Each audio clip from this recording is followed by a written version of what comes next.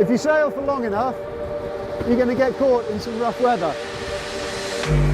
We've come out today to have a play in some rough weather to find out what you're meant to do when it happens. Now in 20, 30 years of sailing, I've managed to avoid a proper blow, and I've never set a storm jib in anger. Well, today we've got a storm jib up, and boy do we need it.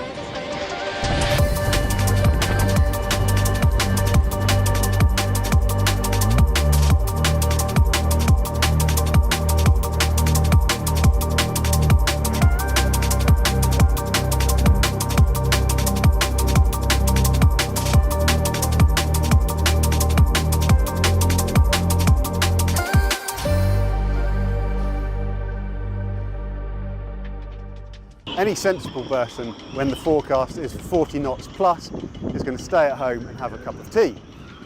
Here at Yachting Monthly though, we want to go out and find out about heavy weather sailing techniques.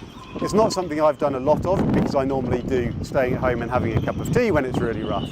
But it's blowing 40 knots plus today, gusting 40 knots plus, and the forecast is for 25 to 35 knots of wind consistently, which makes it the perfect day for Yachting Monthly to go out and try heavy weather sailing. On this boat, it's actually been really well set up. There's a few things you might want to change. But anything that's going to come loose if you get knocked down or rolled even, or just in rough weather as you're bouncing over waves. So you can have a look at the sole boards, cockpit sole boards. These ones are wedged in quite nice and tight, and they're only small little hatches, so you're not going to lose the whole floor. Were you to get some water in here, it's not all going to be floating around. You could have a clip to hold it down. Most of the lockers have got nice catches on which hold them secure. Over here we've got the fridge cool box, and that's on a hinge. It doesn't have anything to hold it completely closed, so if you did roll, stuff would come out of there and make a bit of a mess, but it has got hinges, which is more than a lot of boats do. Sliding hatches behind the galley, and over here these are just simple wooden lockers here with a little sort of pop closed, and then a little wooden peg comes down there. So it's just a really small thing that you can add, but they're not going to fly open if the boat's knocked down to one side. Really importantly are the batteries, and under here you've got 4 batteries, and they're all lashed down with lashings across the battery to eyes either side. You're also going to want to look what else could fly open. So the chart table full of lots of charts and bits and bobs, as it always is, could do with being a little bit more secure in there. You want some secure stowage for deck gear, and there's a good cubby hole down here where the winch handles can live, and anything else that's loose on deck ideally comes down below and gets secure unless you absolutely need to be using it.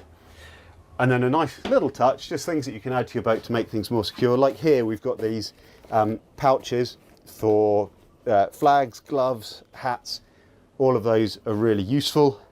And then around the companionway, you can see that the owner's got everything that they need close to hand. There's a full rigging set here with spanners, shackle keys, and knives.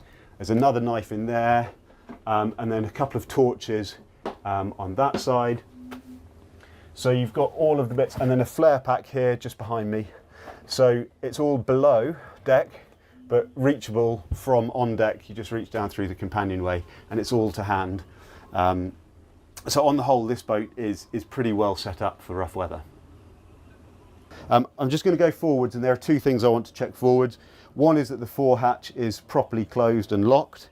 And there's only 1 opening hatch on this boat. And then I'm also going to go into the heads and check that the sea cocks for the toilet and sink are closed. I'm going to do the same in the galley as well.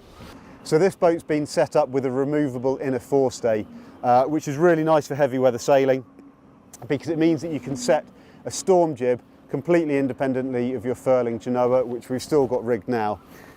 Here we've got the wire, and I'm going to bring this forwards, and that's taken to a point about 1 foot below the masthead. And this is a masthead rigged boat, so we don't need any additional backstays or anything like that. The first step is this. I've got a high fill clip. This lives below decks normally. It comes onto the foredeck, pin goes in there, and I lock that off. Right, now I'm going to go and get the inner forestay. That lives here, so there's just a simple 2-to-1 purchase with a clip, and that comes off. You can just stay on deck. Check them all clear. Right, I bring that forward to the high fill clip. Now we've already let the backstay off a little bit, so there's no tension on the rig right now. Once we put the backstay on, that's what really tensions this up. Right, we've got it in there, in you go. That's it. Drop nose pin goes in. Let's turn that over. Drop nose pin goes in, and that's got a little retaining cable so you can't lose it. Okay, I bring the locking ring up. This is the tricky bit. That snaps into place, really positive snap, and then that ring goes down so that it can't accidentally come undone. And you can see here we've already got a good amount of tension on it, and that's before we've done the backstay. And now I'm ready to hank on the storm jib onto this shroud here. And just to say, if you're going to rig one of these, you've just got to make sure that where this goes is secured into the boat, you've got proper reinforcement under the deck, ideally all the way down to the bow, or through a bulkhead, which this boat does. Here's the storm jib. Now, we're shooting this in harbour, where you can hear the wind in the background maybe, but it's dry, it's calm, the boat's not heaving. This is why it's a really good idea to rig up any storm sails you think you might need really early, because once you're out doing this on the water, it gets a lot rougher. So we start with, I'm just going to do this loosely, but it's a fairly simple system on this boat. Get that through there. It's just a lashing to hold the tack of the storm jib down, and I pass that through 2 or 3 times, like that, get that in, there you go, so that the bottom piston hank, I want the sail nice and low, like that, but I want the piston hank to clear the clip here. There you go, I'll do that once more.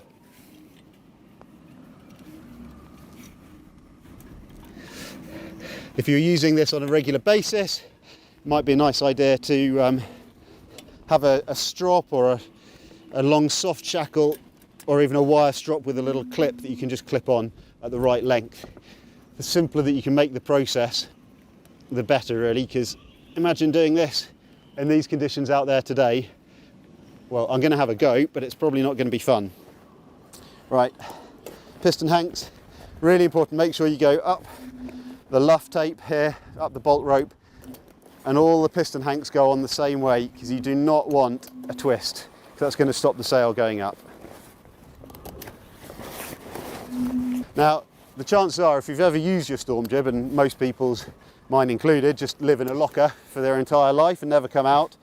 If you've used it once and then put it away and bring it out 10 years later, you've got to check for corrosion, because these are notorious for getting corroded up.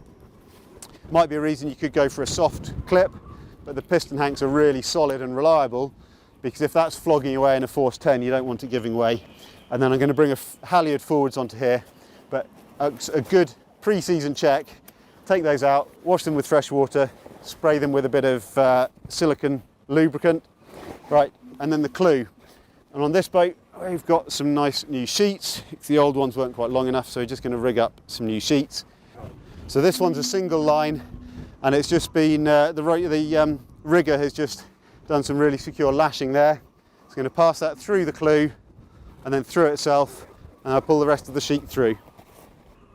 Right, rigging the storm jib sheets on this boat, we're in the nice position of having a Genoa track with 2 cars on it. So what I'm doing is just taking the Genoa sheet out of the forward car, and I'm going to lead it back through the aft car only.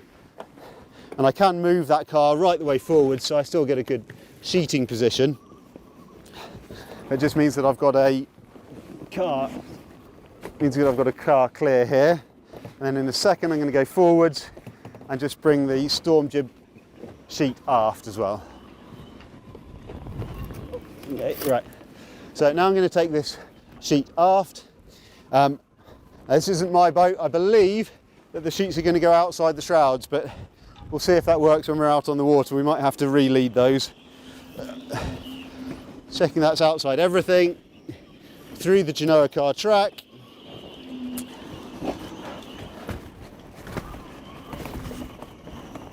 Oh, and then we can lead that.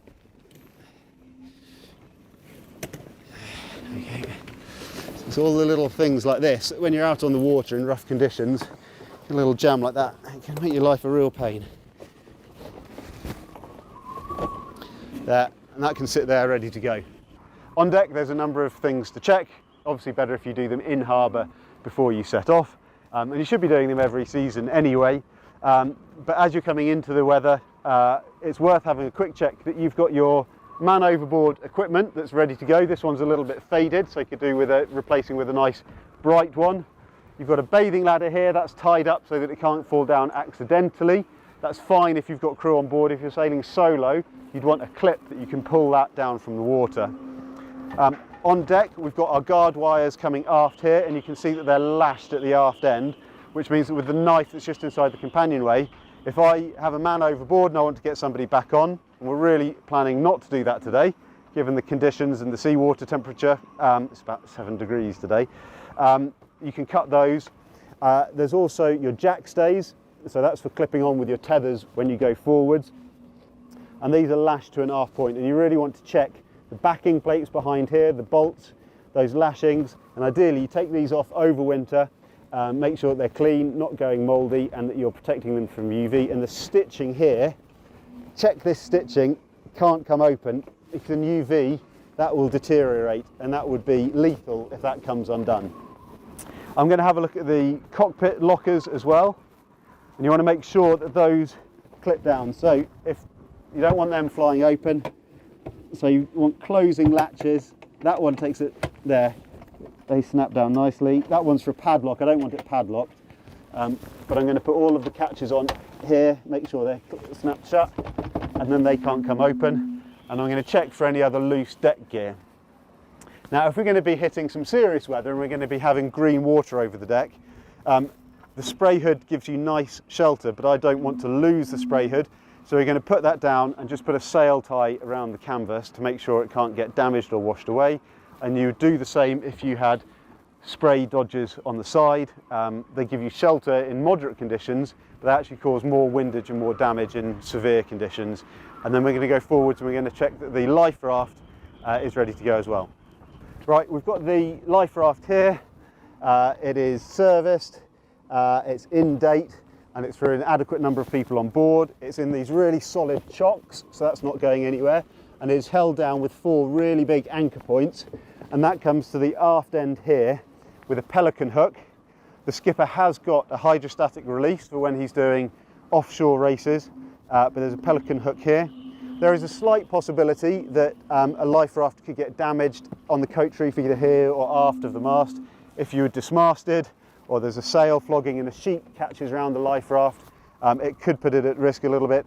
It is safer probably on the push pit on the back of the boat, but then that is weight higher up, further aft, has an impact a little bit on how the motion of the boat and its performance as well. So this is a pretty good compromise, but there are a couple of things to be aware of. So we've got the trysail rigged. Thought I'd just show you a little bit about how the system on this boat works. We've taken the mainsail down, and that is lashed really securely all the way along the boom. On this boat we've only got one mainsail track. You can actually see it used to have a trysail track when it was owned by Willie Kerr for going up to high latitudes. But now they've got a tide track, which is a low friction track for the mainsail with sliders. But we have had to take out all of the mainsail sliders to make space for the trysail. Now, that's not going to be a particularly fun task when you're in a Force 8. So we've got a little ring here that's got a split ring. A drop nose pin would be a lot easier. The bottom casing then comes off, that's what stops them falling out, and then you have to slide the sliders in one by one, and those can all go up like that. And we've got a lashing down to the gooseneck fitting here, so you can control the height as well, which actually for sorting out your sheeting position, it's really good to have a bit of adjustability there, because you might want it higher up the mast, so you've got a better sheeting angle aft in the cockpit. And then once we're sailing with this, we need to drop the boom out, down to one side, and lock it in position so that it's out of the way. Now I've just got to set up the sheet. This is going to be bent on in the same way as the storm jib. It's got an eye that are going to pass through itself, and then it goes down to the cockpit, and we're actually going to use the spinnaker blocks to go down, and there's one on either side, so it sheets like a head sail does rather than onto the boom like a mainsail, and then from the spinnaker blocks it goes onto the secondary winches in the cockpit. To try out these heavy weather sailing techniques, we've come to Lymington and we are sailing on a Contessa 32 with Kit Rogers of Jeremy Rogers Limited, who build the Contessas, and this is one of the older boats in the fleet, so to speak. This is Ascent, and she took part in the 1979 Fastnet race and completed it successfully. She was then owned by Willie Kerr, who also took her to both the Arctic and the Antarctic. So this boat's got pretty good pedigree for some heavy weather sailing.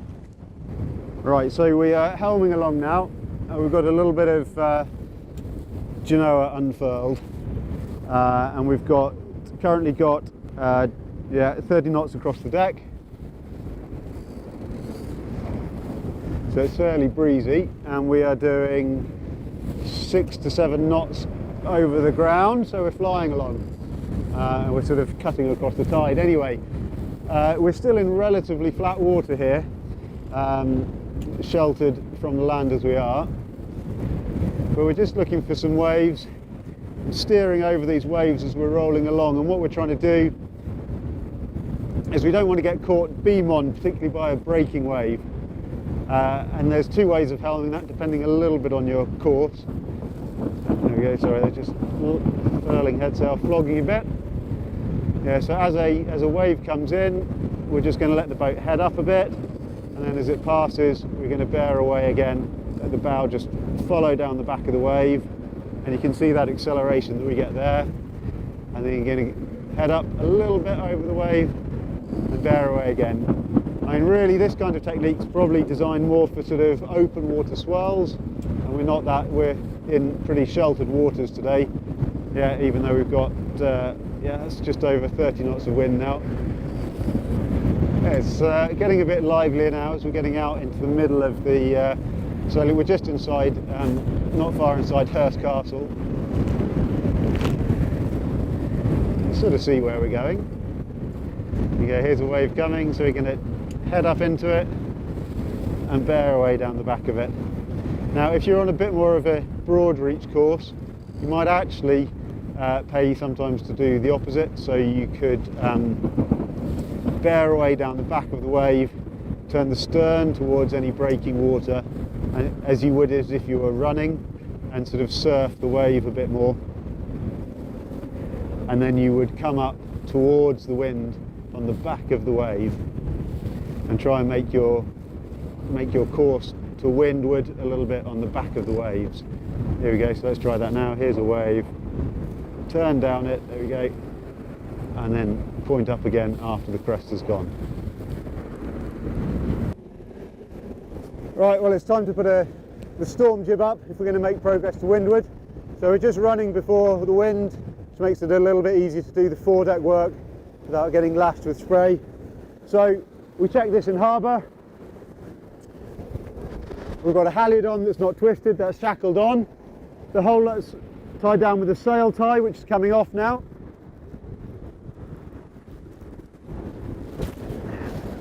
That's it. Right, halyard's free to run. That's good. Right, I'm going to duck under the sail so I don't get caught on the leeward side. Okay, right, I'm clipped on there, fine. Right, hanks, all done nicely. And the tack is lashed down to the bottom of the forestay here, inner forestay, so we're all good to go. Okay, Kit? Right, we're going to hoist now.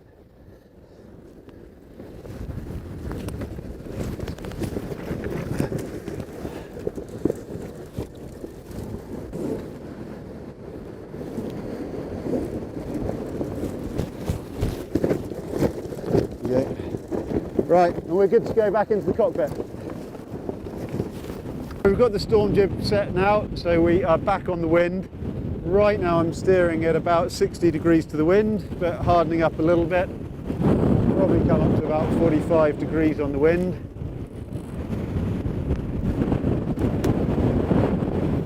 And actually you can see the helm is pretty light, we're pretty well balanced. We've got 3 reefs in the main and the storm jib. And currently we've got 32 to 34 knots of wind across the deck.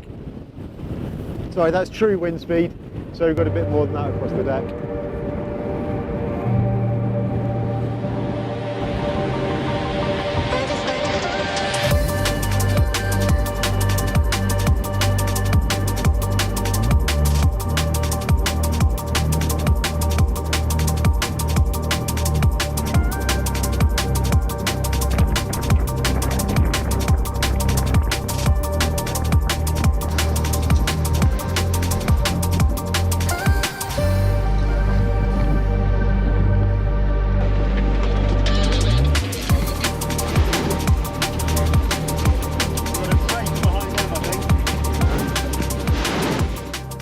Well, now we're back downwind.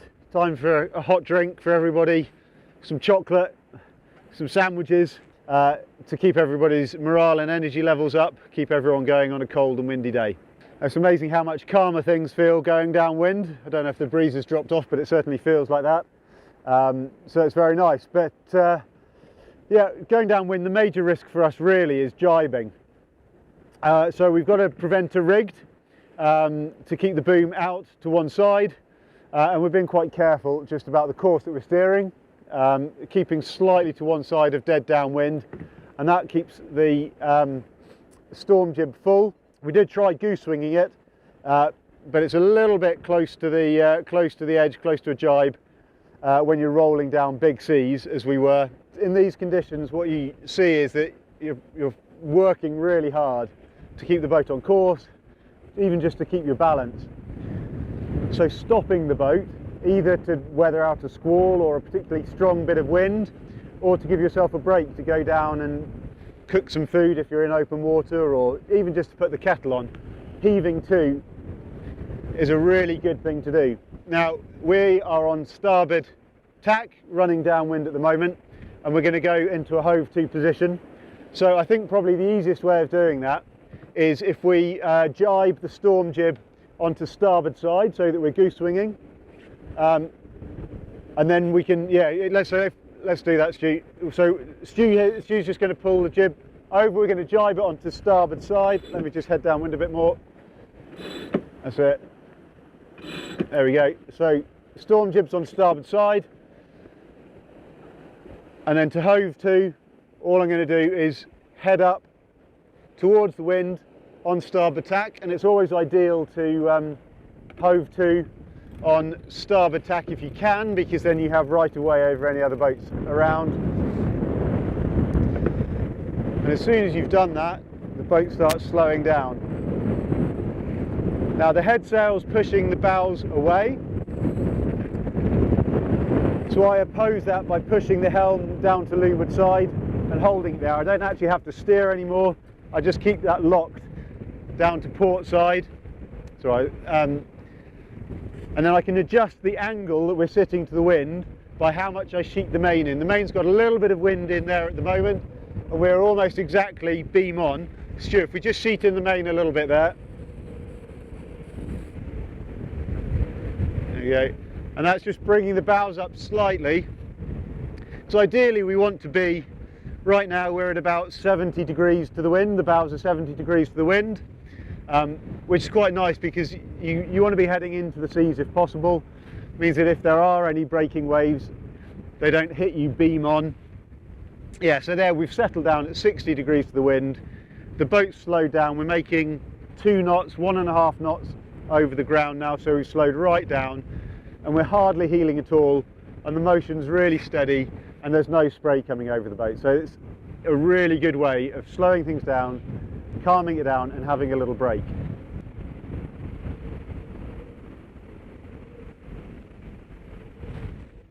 Right, we've got the storm trysail up at last, so storm jib, storm trysail, and the wind's back up at 36 knots. and we are doing 6.5 knots over the ground, so we're still making pretty good speed, and it's working a lot better than I thought it would. It's a really small handkerchief of a sail, but we're absolutely not over canvassed and we're going along really well, and she's quite light on the helm. However, getting it up was a real faff. On this boat we don't have a separate track for the sliders, so the mainsail had to come off.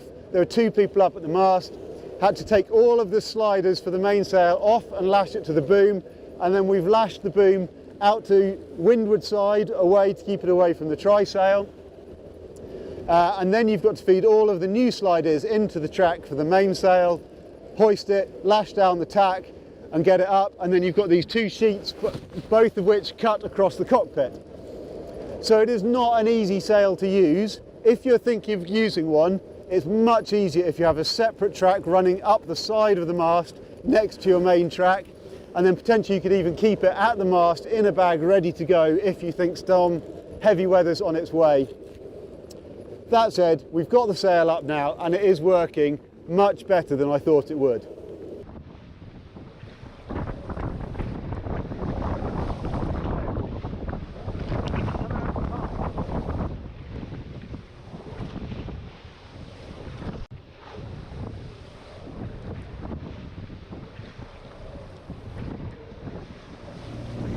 Well, we are motoring back, about to go back into the river at the end of a successful day out on the water.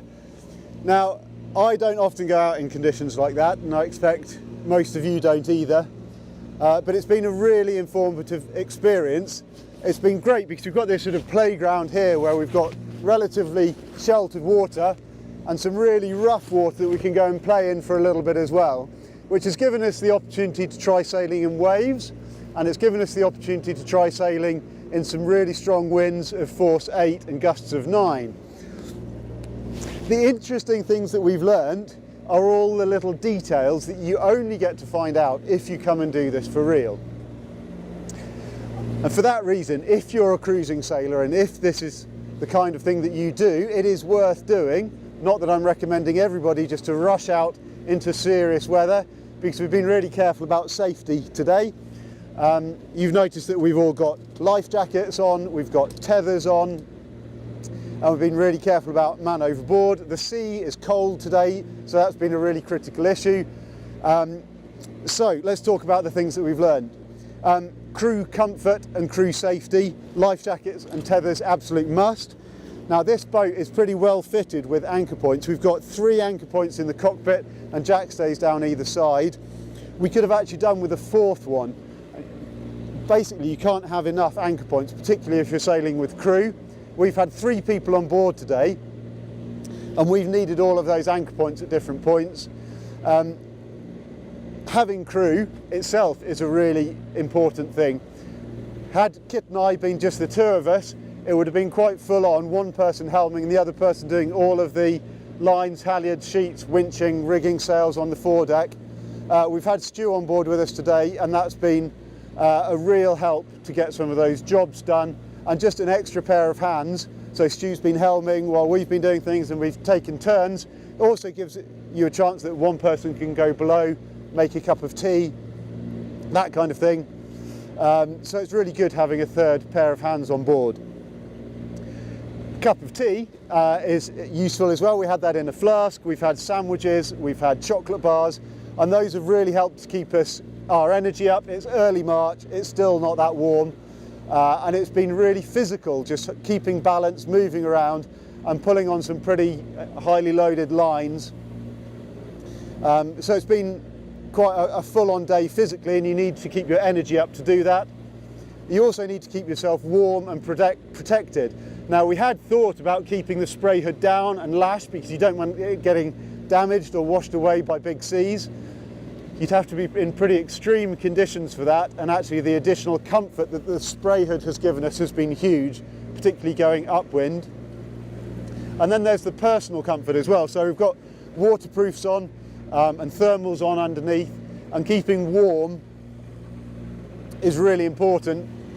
And you need some decent waterproofs that are going to keep the water out, because as soon as you get wet, you're going to get cold. One thing that you do get wearing all of this clobber is that you notice that it's harder to move around physically, it takes more energy to move, and communication also gets harder. When you've got your hood up, you can't really hear what everyone else is saying, so you have to shout and you have to be really clear and make sure that people have heard what you're saying, because it also impacts on your situational awareness, that you can quite quickly get into your little shell, huddle up, try and stay warm and dry, and you don't spot the ferry coming up behind you or the buoy coming up from underneath the sail, or you don't see what the rest of your crew are doing. So you have to make a real effort to be up, looking around and putting in lots of energy. We had to go at putting the trysail up at the end, and that took us all a little bit of extra motivation to do that. I'm really glad that we did. But it just really saps your energy being in strong winds and cold weather. A few other little things that we've noticed, maybe to do with technology. So we've had the washboards in today to keep the water out from down below, and the fixed VHF is down below, which basically puts that out of action. You can't hear it, you can't reach it, you can't get to it very easily at all. So we've been relying on a handheld VHF today. If you want to be able to use your masthead antenna, then you need a speaker and a mic on deck, or a command mic. Lots of brands do quite nice little command mics you just plug in now when you want to use them, or even wireless ones. And that makes a difference because you can hear your proper VHF on deck. And then finally, maybe touch screens. We've got touch screens, phones. I've had my phone out. It's in a completely waterproof case, which is brilliant, but as soon as it's wet, I can't really use it. The same to some extent with our chart plotter. It's a fully waterproof top-end chart plotter, but when it's covered in spray and rain and you've got wet gloves on, or even not gloves on, you press it and it thinks you're pressing somewhere else. And the same with our cameras, all sorts of stuff, and technology relies on touchscreens so much these days that you've got to be prepared that your touchscreens are not going to work when you're in these conditions. So there's loads of details, loads of little things that you learn by going out and doing this kind of stuff for real. You've got to build up to it, build up the experience, but it is the only way to find out if your equipment and your plans for these kinds of conditions actually work.